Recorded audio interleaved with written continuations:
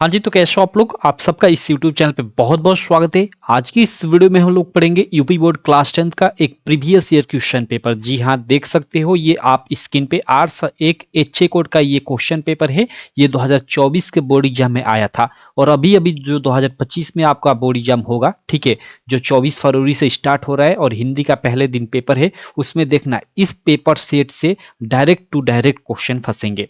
देखो, मैं 2024 के सारे सेट कराऊंगा और 2023 के भी सारे सेट कराऊंगा, तो आप सबको देखते रहना एक एक कर कर। इन्हीं से आप लोग के बोर्ड एग्जाम में आएगा। जैसे 2024 का पेपर हुआ था तो उसमें देखो H A, H B, H C, इसी तरह कर कर 7 सेट आए हुए थे, तो सातों सेटों को मैं बारी बारी से सॉल्व करा दूंगा। तो ये 2024 में हम लोग का पहला सेट है एच ए, और इससे पहले मैंने एक आर्ट्स एक डी ए जो 2023 का कोड है उसको भी सॉल्व करा दिया है। तो इस वीडियो को देखने के बाद ये कोड जाकर जरूर देखना इसका सॉल्यूशन। तो चलो इस वीडियो में हम लोग 8 से 1 ये कोड है इसका सॉल्यूशन करते हैं।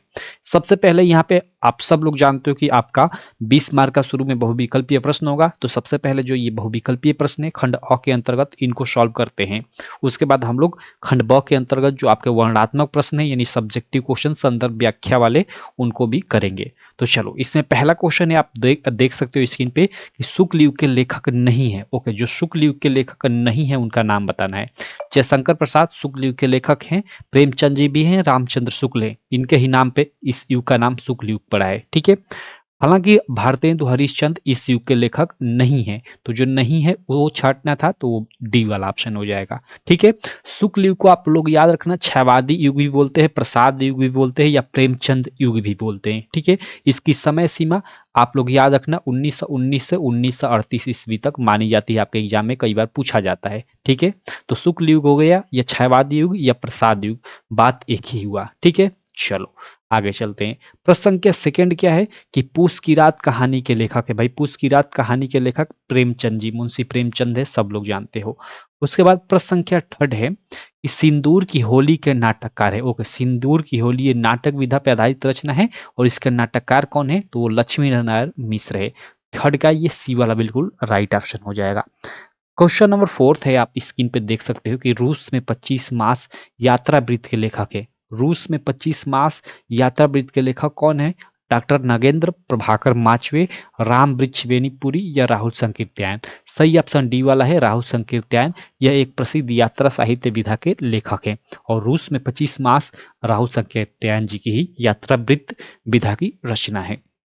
उसके बाद पांचवा प्रश्न आप स्क्रीन पे देख सकते हो कि माटी हो गई सोना संस्मरण के लेखक है। वेरी वेरी इंपॉर्टेंट है, लगभग हर साल ये क्वेश्चन आता है। तो देखो, माटी हो गई सोना कन्हैयालाल मिश्र प्रभाकर की संस्मरण विधा पे आधारित रचना है। उसके बाद प्रश्न संख्या 5 के बाद प्रश्न संख्या 6 आप लोग देख सकते हो कि रीतिकाल को अलंकृत काल किस विद्वान ने कहा। तो वो आप सीधे सीधे याद रखना, मिश्र बंधुओं ने रीतिकाल को अलंकृत काल कहा। ठीक है, प्रश्न संख्या 6 के बाद प्रश्न संख्या 7 है कि निम्नलिखित में से कौन सी कृति रीतिकालीन कवि देव की नहीं है। ओके, जो रीतिकालीन कवि देव हैं उनकी रचना नहीं है, उसे छाटना है।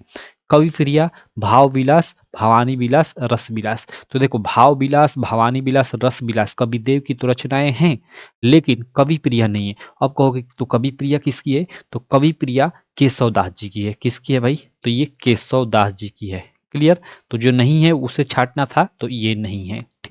चलो आगे चलते हैं। आगे प्रश्न संख्या 8 हो गया कि भारतेंदु युग की प्रवृत्ति या विशेषता नहीं है। ठीक है, भारतेंदु युग की जो प्रवृत्ति है वो यानी वही विशेषता नहीं है। क्या नहीं है? राष्ट्रीयता की भावना, ये तो विशेषता है। सामाजिक चेतना का विकास, ये भी मतलब विशेषता है। अंग्रेजी शिक्षा का विरोध, ये भी है। लेकिन काव्य भाषा के रूप में खड़ी बोली का प्रयोग, ये इसकी विशेषता नहीं है। ठीक है, तो जो नहीं है वो छाटना था, तो ये डी वाला सही ऑप्शन हो जाएगा। प्रश्न संख्या 8 के बाद प्रश्न संख्या 9 है कि 1943 ईस्वी में प्रकाशित तारसप्तक का संपादन अज्ञे जी ने किया था। सब लोग जानते हो। ठीक है, 1943 में दिया ही है यहाँ पे सबसे पहले। उसके बाद प्रश्न संख्या 10 है कि राम की शक्ति पूजा किसकी रचना है। तो राम की शक्ति पूजा राम नरेश त्रिपाठी, महादेवी वर्मा, जयशंकर प्रसाद, सूर्यकांत त्रिपाठी निराला, ए वाला ही ऑप्शन बिल्कुल राइट हो जाएगा। प्रश्न संख्या 11 है कि हाथी जैसे देह, गैंडे जैसी खाल, तरबूजे सी खोपड़ी, खरबूजे से गाल। उपयुक्त पंक्तियों में कौन सा रस है? भाई पढ़ने से ही पता चल रहा है, हंसी टाइप की आ रही होगी। ठीक है, तो इसमें आपका हास्य रस हो जाएगा। डी वाला बिल्कुल राइट ऑप्शन हो जाएगा।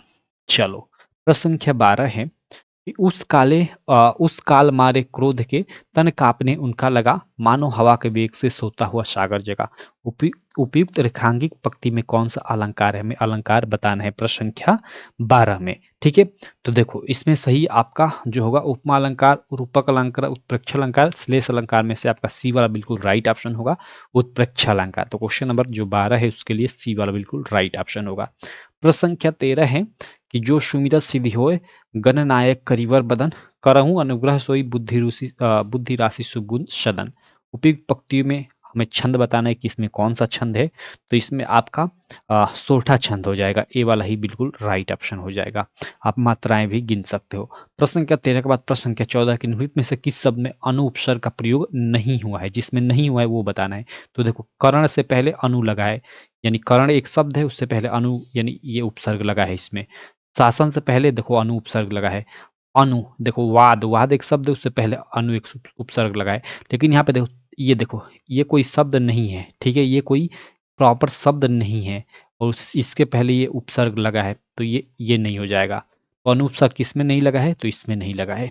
चलो आगे चलते हैं। प्रश्न संख्या 14 के बाद प्रश्न संख्या 15 है कि नीलकंठ समस्त पद में प्रयुक्त समास है। भाई नीलकंठ यानी नीला है जिसका कंठ अर्थात शिव, तो तीसरे शब्द की प्रधानता आ गई अर्थात शिव, यानी यहाँ पे बहुब्रीहि समास हो गया। उसके बाद प्रश्न संख्या 15 के बाद 16 है कि बादल का पर्यायवाची शब्द नहीं है। जो बादल का पर्यायवाची शब्द नहीं है वो हमें बताना है। तो देखो नीरद तो है, अम्बुद भी है, जलद भी है, लेकिन देखो जलज नहीं है। जलज पंकज ये किसका होता है? कमल का होता है। ठीक है, चलो तो ये नहीं है। आगे चलते हैं। प्रश्न संख्या 17, ये तो भाई युष्मद यानी तुम का सर्वनाम शब्द जो है तृतीय एक वचन रूप बताना है तो त्वया हो जाएगा। ये आपको डायरेक्ट याद होना चाहिए तभी हो पाएगा। प्रश्न संख्या 18 है कि आंधी आई और हम घर भागने लगे। देख रहे हो और के द्वारा यहाँ पे दो सरल वाक्य जुड़े हैं तो ये संयुक्त वाक्य हो जाएगा। रचना के आधार पर वाक्य का हमें प्रकार बताना है तो ये संयुक्त वाक्य हो जाएगा। और रचना के आधार पर वाक्य के कितने प्रकार होते हैं ये भी आपके एग्जाम में पूछा जाता है। तो रचना के आधार पर 3 होते हैं और अगर अर्थ के आधार पर बोले तो अर्थ के आधार पर 8 होते हैं, ये याद रखना। प्रश्न संख्या 18 के बाद प्रश्न संख्या 19 देख लेते हैं कि महात्मा बुद्ध ने विश्व को, महात्मा बुद्ध ने, देखो यहाँ पे ने आ गया, इससे पहचान सकते हो महात्मा बुद्ध ने, यहाँ जो सब्जेक्ट है यानी करता है उस पर जोर दिया जा रहा है तो ये कर्तृवाची इसमें संदेश दिया। इस वाक्य में हमें वाच्य बताना है तो यहाँ पे कर्तृवाच्य हो जाएगा। प्रश्न संख्या 19 के बाद प्रश्न संख्या 20 है कि वह अचानक चला गया। चला गया, चला जाना, यानी यहाँ पे क्रिया है और कैसे चला गया? तो अचानक चला गया, यानी क्रिया की विशेषता ये अचानक बता रहा है। तो हमें वाक्य में प्रयुक्त अचानक पद का व्याकरणिक परिचय बताना है तो अचानक यहाँ पे क्रिया विशेषण हो जाएगा क्योंकि क्रिया की विशेषता बता रहा है। ठीक है, तो ये हम लोग के अब तक 20 एमसीक्यू हो गए इस पेपर सेट के। ठीक है, जो 8 से 1 एचए वाला ये पेपर सेट है हम लोग का, जो 2024 का बोर्ड एग्जाम हुआ था उसमें ये पेपर आया हुआ था। ठीक है, अब चलो खंड ब के इस अंतर्गत इसमें जो सब्जेक्टिव प्रश्न है उनको भी हम लोग कर लेते हैं, कोई दिक्कत नहीं। ठीक है, एक एक कर उन प्रश्नों को भी हम लोग सॉल्व करते हैं। तो चलो सबसे पहले यहाँ जानते हो कि पहला प्रश्न आपका वर्णात्मक खंड ब के अंतर्गत जो वर्णात्मक प्रश्न रहेगा, पहला आपका गद्यांश संबंधित प्रश्न रहेगा। 2 गद्यांश दिया रहेगा, एक यहाँ और अथवा कर एक नीचे, और इन दोनों से रिलेटेड 3-3 प्रश्न पूछा रहेगा। गद्यांश बढ़कर उन्हीं 3 प्रश्नों का उत्तर देना होगा जिसका आपको 6 मार्क मिलेगा। तो देखो पहला गद्यांश है, कुसंग का जोर सबसे भयानक होता है और very very very very very ये फेमस ये गद्यांश है, हर साल आपका लगभग आता है कि कुसंग का जोर सबसे भयानक होता है। और इसमें जो ये अथवा वाला है, ठीक है, इसमें जो अथवा वाला ये है, ईर्ष्या की बड़ी बेटी का नाम निंदा है, ये भी very very very very important है। ये दोनों के दोनों गद्यांश लगभग हर साल आते हैं तो इनको क्लियर कर लेना। देखो कुसंग का ज्वर यानी बुरी संगति, कुसंग मीन्स बुरी संगति, संगति यानी साथ की बात कह रहा है तो यहीं से पहचान सकते हो कि ये आपका मित्रता वाला चैप्टर, बाकी ये पढ़ोगे तो आसानी से पहचान जाओगे। ये आपका जो मित्रता वाला चैप्टर है जिसको लिखा है आचार्य रामचंद्र शुक्ल जी ने, उससे लिया गया है। ठीक है, तो अब इतना चैप्टर का नाम, लेखक का नाम मालूम चल गया तो आप गद्यांश का पहला जो प्रश्न पूछा है संदर्भ लिखने को आसानी से लिख लोगे कि प्रस्तुत गद्यांश हमारी पाठ्य पुस्तक हिंदी के मित्रता नामक पाठ से लिया गया है जिसके लेखक आचार्य रामचंद्र शुक्ल है। ऐसे कर दोगे तो आपको 2 मार्क मिल जाएगा। रेखांकित अंश की व्याख्या, यहाँ से यहाँ तक ये रेखांकित अंश किया, इसकी व्याख्या करना है तो बना बना कर आप व्याख्या करते रहना। मैं इसको छोड़ता हूँ, आगे चलता हूँ। और कुसंग की तुलना किससे की गई है तो भाई पढ़ोगे तो इसका उत्तर इसी में मिल जाएगा। 2-2 मार्क इसका लिख दोगे तो 6 मार्क आपको मिल जाएगा। अथवा वाला में है, आप देख सकते हो कि ईर्ष्या की बड़ी बेटी का नाम निंदा है। ईर्ष्या, यहीं से पहचान सकते हो। ईर्ष्या तू न गई मेरे मन से आपका एक चैप्टर है जिसको लिखा है रामधारी सिंह दिनकर जी ने, उस चैप्टर से ये लिया गया है। तो आसानी से संदर्भ कर लोगे। गद्यांश के रेखांकित अंश की व्याख्या आप देख लेना, नहीं आ रहे तो मैं चैप्टर का नाम बता दिया, आप अपने किताब में निकाल कर और अच्छे से पढ़ लेना, ये क्वेश्चन बैंक से, और ये प्रश्न है, आसानी से इसका उत्तर इसमें मिल जाएगा, आप कर लेना। मैं आगे चलता हूँ। अगला प्रश्न है प्रश्न संख्या सेकंड। सेकंड में क्या रहेगा कि इसमें देखो दो गद्यांश है, जैसे ऊपर दो गद्यांश थे, यहाँ पे दो पद्यांश रहेंगे, एक ये पद्यांश और नीचे अथवा कर एक पद्यांश आपका रहेगा। माफ करना 1 मिनट यहाँ पे, सॉरी। चलो यहाँ पे देखो अथवा कर अथवा, यार रुक जाओ, ये दिक्कत थोड़ा कर रहे हैं। चलो अथवा कर यहाँ पे देखो एक पद्यांश दिया है, तो इन दोनों पद्यांशों में से कोई एक आपको सॉल्व करना होगा। तो चलो यहाँ पहला वाला जो ये पद्यांश है, देखो ये उद्धव, यहीं पे पहले ही पंक्ति में पहला तो वर्ड आ गया उद्धव। यहाँ पे ब्रज, नारनी, मतलब ये आप ये इनसे पहचान सकते हो, ठीक है, इन सब चीजों से पहचान सकते हो। ये आपका जो सूरदास जी वाला चैप्टर है, सूरदास जी वाला पद, उससे लिया गया है। ठीक, तो आसानी से भाई पद, सूरदास जी वाला जो पद वाला चैप्टर है उससे लिया गया है। तो अब इसका संदर्भ आप आसानी से लिख सकते हो। हमेशा ये पहला प्रश्न यहाँ पे देखो संदर्भ पूछता है, पद्यांश का संदर्भ पूछा गया है, ठीक है। और देखो इसमें ये रेखांकित अंश की यहाँ पे ये दो पंक्तियां है, इनकी व्याख्या करना है। तो इनकी व्याख्या थोड़ा करना, जो पद्यांश होता है इसका थोड़ा कठिन होता है, तो इसकी व्याख्या तब भी कर पाओगे आप जब इसका अर्थ अच्छे से जानते हो। तो अगर आप पद अच्छे से नहीं पढ़े हो ये चैप्टर, तो एक बार अच्छे से पढ़ लेना इसको, ठीक है, तो आसानी से व्याख्या कर लोगे। और चलो ये तो आप पढ़ोगे तो इसका उत्तर दे ही दोगे। बाकी ये प्रश्न देख सकते हो कि चाह नहीं मैं सुरबालों के गहनों में गूथा जाऊं, चाह नहीं प्रेमी माला में बिंद प्यासी को ललचाऊं, चाह नहीं सम्राटों के सौंपे, यहीं से आप पहचान गए होगे कि डाला जाऊं। ये पुष्प की अभिलाषा जो आपका चैप्टर है जिसको लिखा है माखनलाल चतुर्वेदी जी ने, तो उससे लिया गया है, ठीक है। चलो आगे चलता हूँ। इससे रिलेटेड इनसे प्रश्न पूछा गया, इसका उत्तर आप देते रहना, सॉल्व करते रहना। अ, अगला प्रश्न है प्रश्न संख्या थर्ड। इसमें ये संस्कृत आपके गद्यांश है जिनका आपको संदर्भ लिखना है और हिंदी अनुवाद करना है, जिसका 5 मार्क मिलेगा।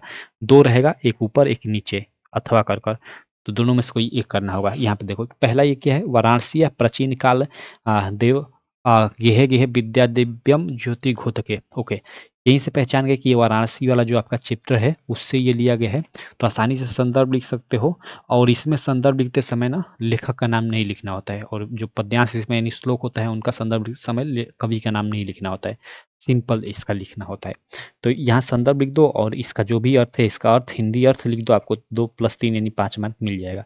इसको मान लो ऊपर वाला नहीं करना चाहते तो ये नीचे वाला भी कर सकते हो। ऊपर वाला भी ये आसान है, और देखो इस सेट में ये भी है, मतलब दोनों आसान पूछा गया है। एकदा बहुजन धूमियाना, यानी धूमियाना मीन्स रेल पे चढ़कर, वही प्रबुद्धो ग्रामीण वाला यहाँ पे ये मतलब उस चैप्टर से पंक्तियाँ दी गई हैं। तो दोनों आसानी है, आप देख लो दोनों में से जो भी, मतलब दोनों को आप क्लियर करें ना आप, तो ठीक है। चलो मैं आगे चलता हूँ।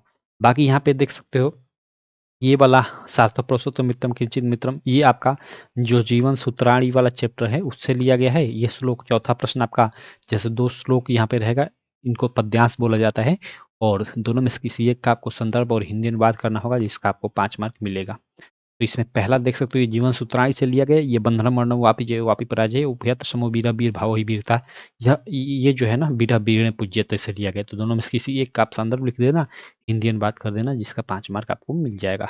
पांचवा प्रश्न आपके पठित खंड काव्य से होगा, जो भी आपके जिले में खंड काव्य आता है देख लेना, इसमें आपका रहेगा, उसमें से एक का आपको दो प्रश्न पूछा रहेगा, लेकिन एक का ही उत्तर देना होगा, ठीक है। चलो तो ये आपका पांचवा हो गया। प्रश्न संख्या 6 में क्या रहेगा, का लेखकों, 6 में 2 प्रश्न रहेंगे, क और ख। क में लेखकों का जीवन परिचय रहेगा, और लेखकों के जीवन परिचय में आप आचार्य रामचंद्र शुक्ल का, उसके अलावा जयशंकर प्रसाद का और रामधारी सिंह दिनकर का, कम से कम इन 3 लोगों का तो याद कर ही लेना, ठीक, आपके एग्जाम में फंस जाएगा।